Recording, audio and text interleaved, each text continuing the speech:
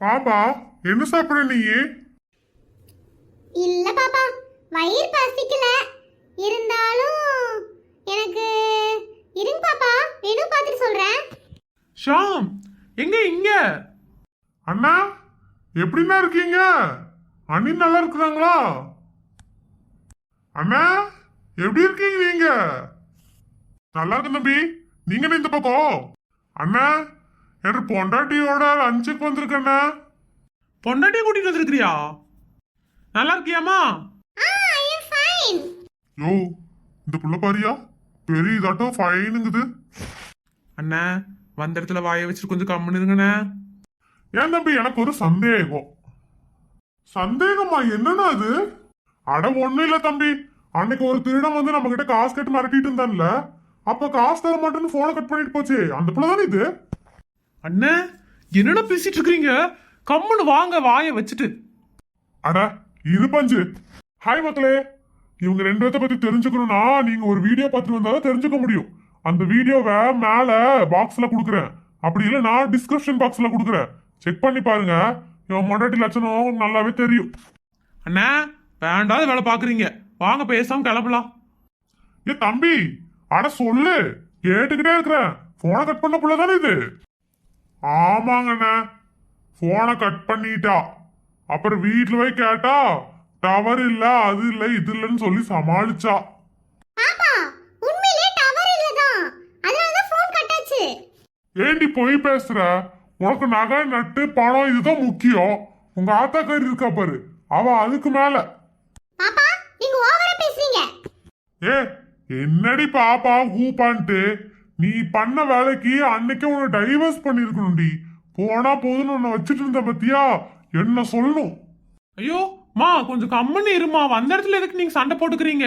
அவர் ஏதோ தெரியாம சொல்லிட்டாரு. நீங்க ரெண்டு பேரும் பேசாம சாப்பிட்டு கிளம்புங்க, நாங்க வீட்டுக்கு போறோம். அண்ணா, நீங்க என்ன அவட்ட போய் பேசிட்டு இருக்கிறீங்க? அன்னி மாதிரி பொண்டாட்டி கிடைக்க நீங்க கொடுத்து வச்சிருக்கணும். இவளும் தான் இருக்கிறாளே.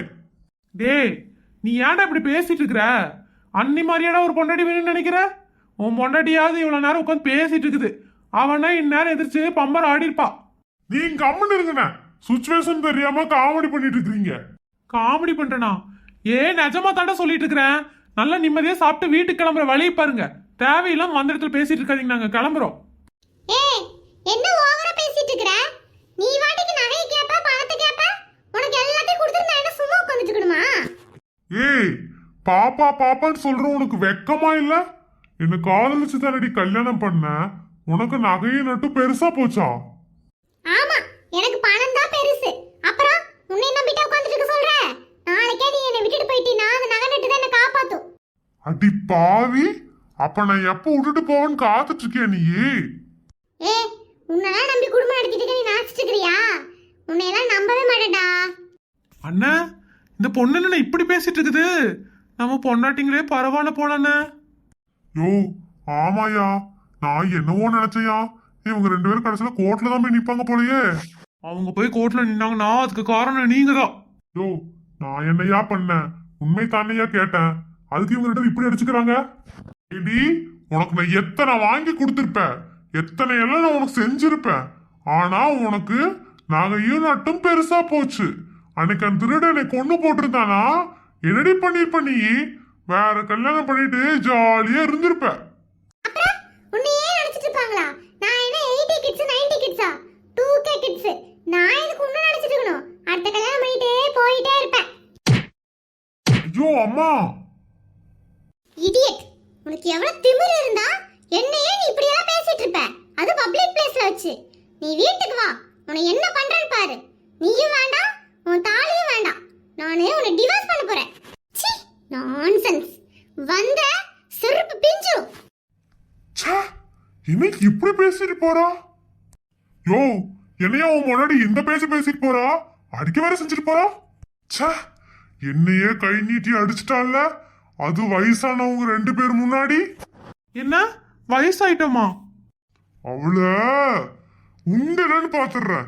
கோர்ட்ல வச்சு அவளை கிளின்னு கிழிச்சு அவளை டைவர்ஸ் பண்ணி அவ முன்னாடியே வேற ஒரு பொண்ணை நான் கல்யாணம் பண்ணி காட்டல. நான் ஷாம் கிடையாது. அண்ணா, என்னதான் நடக்குது? நல்லா தானே இருந்தாங்க, இந்த அடி அடிச்சுட்டு போறாங்க.